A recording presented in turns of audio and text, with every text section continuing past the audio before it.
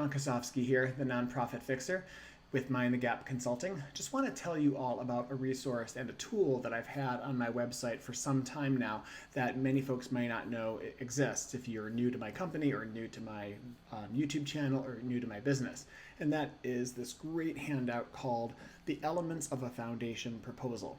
So a lot of folks who are new to fundraising or have never written a foundation proposal before or any kind of grant proposal might be intimidated by how you write a grant proposal. Sometimes a foundation does not give you a pre-written or pre-templated out guide for how to submit a proposal. So there are some pretty good guidelines. If you're raising money from the government, they typically have very strict guidelines. But if you're writing a grant to a foundation or some source out there that is requesting proposals, there are some basic elements that you can include in every single foundation proposal and feel good that when you submitted it, you basically submitted what they need. So really quickly, just a couple of the items that are on this handout, and then I'll send you there.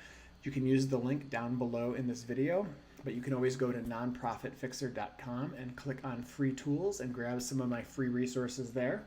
But some of the different elements of a grant foundation proposal include an executive summary sometimes at the top, so you can have a very succinct way of explaining what it is you're actually requesting and what the need is. Then you might want to include some history or accomplishments of your organization briefly. And then you might want to have, usually pretty critical, is the statement of need. Different foundations call this a different thing, but basically the case for support, the statement of need. What is really wrong in society that you're trying to solve? That's the statement of need. That can be a little bit longer than the other elements. And then the project description. Most foundations want to give project-specific money.